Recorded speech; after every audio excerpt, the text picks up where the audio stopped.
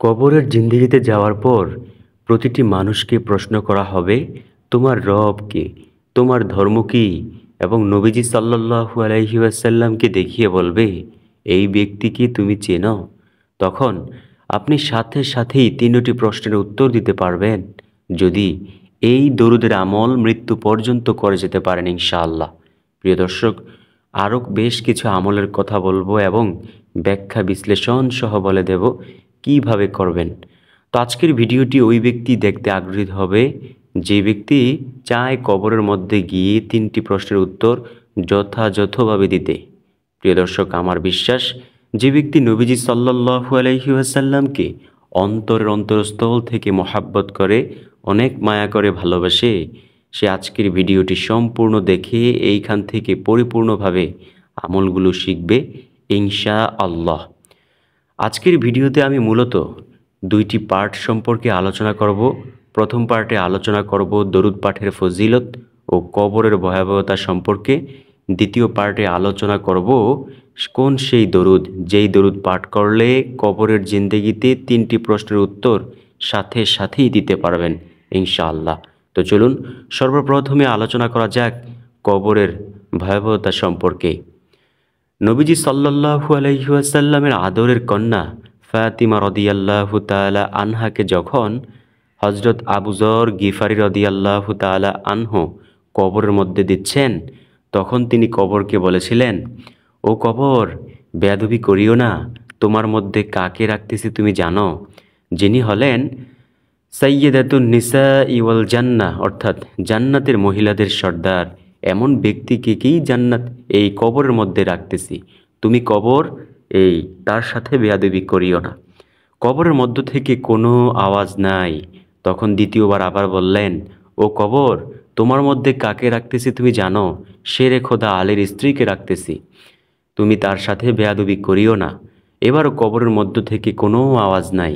তৃতীয়বার আবার বললেন, ও কবর, তুমি বেয়াদবি করিও না, তোমার মধ্যে কাকে রাখতেছি তুমি জানো? হাসান হোসাইন রাদিয়াল্লাহু তাআলা আনহুর আম্মা জানকে রাখতেছি, তুমি কবর তার সাথে বেয়াদবি করিও না।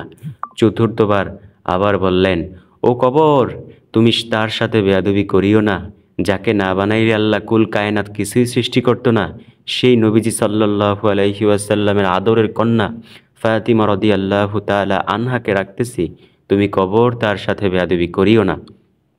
এইবার কবরের মধ্য থেকে আওয়াজ আসলো, ও আবু যর, আমি ফাতিমাকে চিনি না, আমি নবীজি সাল্লাল্লাহু আলাইহি ওয়াসাল্লামের কন্যাকে চিনি না, হাসান হুসাইন রাদিয়াল্লাহু তাআলা আনহুর আম্মাকে চিনি না, শেরে খোদা আলীর স্ত্রীকে চিনি না, আমি চিনি শুধু নেক আমল। আমার মধ্যে যে নেক আমল নিয়ে আসতে পারবে সেই আমার থেকে রেহাই পাবে, আর যে গুনাহ নিয়ে আসবে সে যত বড় কিছু হয়ে যাক সেটা আমার দেখার কিছু আসে যায় না। প্রিয় দর্শক, ফাতিমা রাদিয়াল্লাহু তাআলা আনহার ব্যাপারে যদি কবর এমন মন্তব্য করতে পারে, তাহলে আমাদের ব্যাপারে কবর কি মন্তব্য করবেন? নবীজি সাল্লাল্লাহু আলাইহি ওয়াসাল্লাম একবার দেখলেন ফাতিমা রাদিয়াল্লাহু তাআলা আনহা সাজতেছেন। তখন সাজাগোজা শেষ, এইবার তিনি এক বান্ধবীর বাড়িতে যাবেন একটু বান্ধবীর সাথে দেখা করতে। সবাই তো বান্ধবীর সাথে দেখা করতে গেলে একটু সাইজা যায় না? তো ফাতিমা রাদিয়াল্লাহু তাআলা আনহাও একটু শখ করে সাজলেন।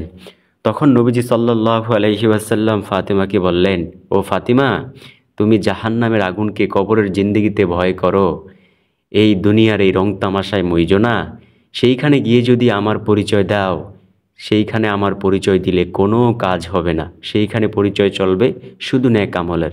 এবার একটু ভাবাই আপনাদেরকে, নবীজি সাল্লাল্লাহু আলাইহি ওয়াসাল্লামের মেয়ে ফাতিমা রাদিয়াল্লাহু তাআলা আনহা একদিকে নবীজির উম্মত, আরেকদিকে নবীজি সাল্লাল্লাহু আলাইহি ওয়াসাল্লামের কন্যা।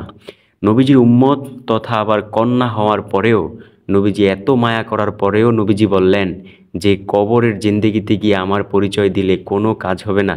এইবার একটু ভাইবেন তো, নবীজির কন্যার যদি এমন কথা, নবীজি এমন কঠিন কথা বলতে পারে, তাহলে আমাদেরকে কেমন কঠিন কথা নবী সাল্লাল্লাহু আলাইহি ওয়াসাল্লাম বলেছেন। নবীজি বলেছেন, কবরের মধ্যে যে নেক আমল নিয়ে যাবে কবর তার জন্য হবে জান্নাতের বাগান, আর যে বদ আমল নিয়ে যাবে তার জন্য হবে জাহান্নামের একটা গর্ত, সেইখানে থাকবে সাপ বিচ্ছু। দুই পাশের মাটির চাপে এক পাঁজরের হাড় আরেক পাঁজরের মধ্যে ঢুকে যাবে। এমন ভয়াবহতা হবে কবরের জিন্দেগিতে। এমন একটি সাপ আসবে, ওই সাপ যদি দুনিয়াতে একটা নিঃশ্বাস ফেলতো, সারা পৃথিবীর সমস্ত শস্য সম্পদ, সব ফসলাদি গবাদি পশু সব কিছু বিনষ্ট হয়ে যাইতে। এমন বিষাক্ত সাপ। ওই সাপ এক একটা সবল মারবে আর এক একটা মানুষ 70 হাত নিচে চলে যাবে, আবার সে উঠে যাবে। এইভাবে বাঁচবেও না, মরবেও না, এইভাবে তার জীবনকাল চলতে থাকবে। পরবর্তী জিন্দেগিতে, পরকালের জিন্দেগিতে কিন্তু কোনো মৃত্যু নেই। প্রিয় দর্শক, নবীজি সাল্লাল্লাহু আলাইহি ওয়াসাল্লাম দরুদ পাঠের ফজিলত সম্পর্কে বলেন, আমার কোনো উম্মত যদি বেশি বেশি পরিমাণে দরুদ পাঠ করে, সেই উম্মতকে আল্লাহ রাব্বুল আলামিন তার গুনাহগুলো ক্ষমা করে দেন বেশি বেশি পরিমাণে। এইবার ওই উম্মতের ইচ্ছা, সে কি দরুদ বেশি পড়বে নাকি কম পাঠ করবে। নবীজি ব্যাখ্যা হিসেবে আরেকটি দরুদের কথা বলেন, যে ব্যক্তি একবার দরুদ পাঠ করলো, আল্লাহ রাব্বুল আলামিন তার 10টি গুনাহ ক্ষমা করে দিল। দ্বিতীয় নাম্বার, তাকে 10টি রহমত দান করে দিল। তৃতীয় নাম্বার, আল্লাহর আদালতে তার মর্যাদা বাড়িয়ে দিল 10 ধাপ। সুবহানাল্লাহ। নবীজি ব্যাখ্যা হিসাবে এই দরুদের ফজিলত বর্ণনা করেছেন। অন্য জায়গায় নবীজি সাল্লাল্লাহু আলাইহি ওয়াসাল্লাম বলেন, আমার কোনো উম্মত যদি আমি নবীর নাম শোনার পরেও দরুদ পাঠ না করে, সেই উম্মতের যে হতভাগা কপাল পরা কৃপণ দুনিয়াতে আর একজনও নেই। প্রিয় দর্শক, যখনই আমরা নবীজি সাল্লাল্লাহু আলাইহি ওয়াসাল্লামের নাম শুনব, সাথে সাথেই নবীজির নামের উপর দরুদ পাঠ করব ইনশাআল্লাহ। যদি না পাঠ করি, তাহলে আমাদের যে হতভাগা কৃপণ এই পৃথিবীতে আর একজনও নেই। তো চলুন আমরা সেই দরুদের আমল শিখে নেই, যেই দরুদ পাঠ করলে আপনি পরবর্তী জিন্দেগিতে ইনশাআল্লাহ 3টি প্রশ্নের উত্তর দিতে পারবেন। আর সেই দরুদটি হলো, আপনি ডায়েরি করে নিতে পারেন অথবা লিখে রাখতে পারেন।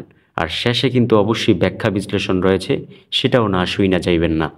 আর সেই দরুদটি হলো, আল্লাহুম্মা সাল্লিমা আলা সাইয়্যিদিনা মুহাম্মাদানিন নাবিয়্যিল উম্মিয়্যি ওয়া আলা আলিহি ওয়া আসহাবিহি ওয়া বারিক ওয়া সাল্লিম তাসলিমান কাসীরান কাসীরা। এই দরুদ মৃত্যু পর্যন্ত পাঠ করবেন ইনশাআল্লাহ। এইবার একটু ব্যাখ্যা সহ ভেঙে দেই। এই দরুদ পাঠ করিয়া সব সময় আল্লাহর কাছে বলবেন, আল্লাহ আমাকে নবীজি সাল্লাল্লাহু আলাইহি ওয়াসাল্লামের উসিলায় এবং এই দরুদ পাঠের উসিলায় আমাকে হিদায়াত দান করো। যখন আপনি হিদায়াত পেয়ে যাবেন, আল্লাহ আপনাকে অবশ্যই হিদায়াত দিবেন। এবং এমন দোয়া করবেন যে, আল্লাহ হিদায়াত পাওয়ার মতো চেষ্টা করার তৌফিক দান করো। দেখবেন আল্লাহ অবশ্যই আপনাকে হিদায়াত দান করবেন। যখনই আপনি হিদায়াত পেয়ে যাইবেন, তখন আমল করতে থাকবেন। বিশেষ করে নবীজি সাল্লাল্লাহু আলাইহি ওয়াসাল্লামের দেখানো পথকে অনুকরণ করতে থাকবেন। ইনশাআল্লাহ যদি এই অবস্থায় মৃত্যুবরণ করতে পারেন, কবরের মধ্যে গিয়ে ফেরেশতারা প্রশ্ন করবে তো দূরের কথা, আল্লাহ সাথে সাথেই আপনার জন্য সালাম, শান্তির বার্তা পাঠিয়ে দেবেন। সুবহানাল্লাহ, আল্লাহু আকবার। এবং 3টি প্রশ্নের উত্তরই আপনি সুন্দরভাবে দিতে পারবেন ইনশাআল্লাহ। তবে শুধু দরুদ পাঠ করলেই হবে না, নবীজির দেখানো পথকে অনুকরণ করতে হবে, তখনই এই সকল কিছু কাজে আসবে। আর একটা বিশেষ কথা হলো, আমরা যদি নবীজির উপর দরুদ না পাঠ করি, কে পাঠ করবে? আচ্ছা আপনি বলুন, আমি যদি আপনাকে জিজ্ঞেস করি যে হিন্দু পাঠ করবে, আপনি সাথে সাথেই বলবেন না। আমি যদি বলি বৌদ্ধ পাঠ করবে কিনা, আপনি সাথে সাথেই বলবেন না। আমি যদি বলি খ্রিস্টান, আপনি সাথে সাথেই বলবেন না। তো আমি যদি বলি কে পাঠ করবে, তখন আপনি সাথে সাথেই বলবেন আমরা মুসলমানেরা পাঠ করব। তো আমরা নবীজির উম্মত হওয়ার পরেও, যেই নবী আমাদের জন্য সারাটা জিন্দেগি ভর কান্না করেছেন, সেই নবীর উম্মত হওয়ার পরেও আমরা দরুদ পাঠ করতে পারি না। এর চেয়ে লজ্জাজনক বিষয় আর হতে পারে না। আসুন আমরা কয়েকবার দরুদ পাঠ করি।